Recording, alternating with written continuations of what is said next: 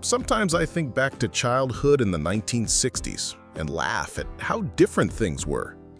Back then, toys didn't come with long warning labels or safety rules. We just opened the box, played until the streetlights came on, and hoped for the best. Some of those toys were magical, but also, let's be honest, a little dangerous.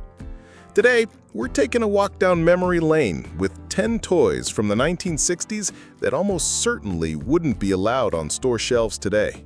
Yes, you heard that right. In the early 60s, there was actually a toy science kit that came with real uranium samples.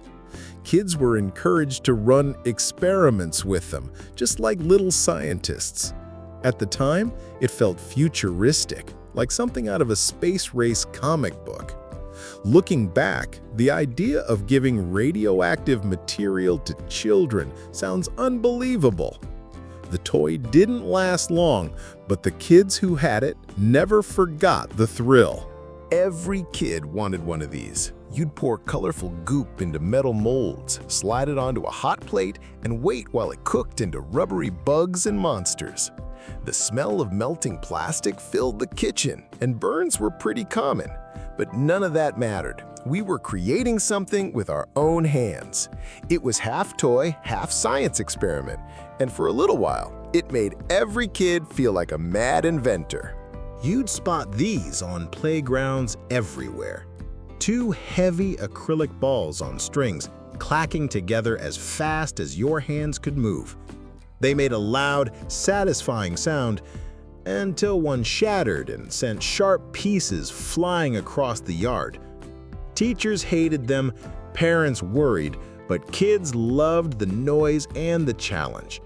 They vanished quickly, but for those who remember, nothing sounded quite like clackers on a summer afternoon. Now this one was a backyard classic.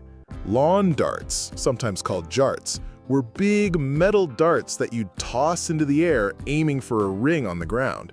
Simple, right? The problem was, they came down with the force of a spear. Summer evenings were filled with laughter, competition, and the occasional trip to the doctor. Eventually, the game was banned, but for many families, it was just part of growing up. Before soft foam darts, kids had toy guns that fired hard plastic pellets with surprising force. The Battlestar air gun was sleek, powerful, and felt a little too real. If you got hit, you felt it. They were popular in neighborhoods where every kid played cops and robbers, but safety wasn't exactly part of the design. Today, they'd never pass toy safety rules, but back then, it was just another Saturday game. This was one wild sprinkler. You hooked the water wiggle to your garden hose, and it whipped around the yard, spraying water everywhere. Nobody knew which direction it would go. Sometimes it was funny, sometimes it hurt. If the nozzle broke loose, it became a flailing hose with a mind of its own. Parents shook their heads, but kids couldn't get enough. On hot summer days, it was chaos in the best possible way. Long before safety testing, toy makers thought it would be cute to make dolls that could eat. The problem? Once the motorized jaws started chewing, they didn't stop. Fingers, hair, and clothes often got caught. The idea came from 60s toy innovations, though the most famous one appeared later in the Cabbage Patch craze. It didn't last, but kids who had one will always remember the mix of fascination and fear. The cowboy craze was everywhere in the 60s.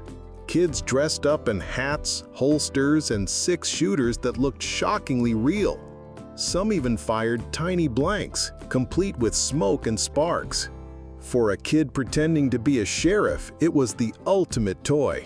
But it also led to a lot of dangerous mix-ups. Today's bright orange tips are a far cry from the days when toy guns looked just like the real thing. Few things captured the feeling of summer like rolling out the slip and slide. Just a long piece of plastic, some running water, and endless laughter. But here's the catch. It wasn't built for bigger kids or adults. Many ended up with bruises, scrapes, and worse. Lawsuits eventually followed, but if you were small and fearless, the slip and slide was pure magic. Before trampolines were popular, kids strapped on moon shoes, mini trampolines for your feet. The promise was simple: jump like an astronaut. The reality? A lot of wobbly steps, tumbles, and twisted ankles. Still, the idea of bouncing through the backyard like you were on the moon was too good to resist. They may not have lasted, but for a moment, they made us believe in space-age play. Looking back, it's amazing how much freedom kids had with their toys. Some of it was dangerous, sure, but it was also part of the adventure. These toys may not survive today's safety standards, but they're woven into the stories we tell about growing up. Which of these do you remember? Did you ever get burned by a creepy crawler or dodge a lawn dart coming down in the wrong spot? Share your stories in the comments. I'd love to hear them. And if you enjoyed this trip down memory lane, don't forget to like, subscribe, and join us again as we keep rewinding America.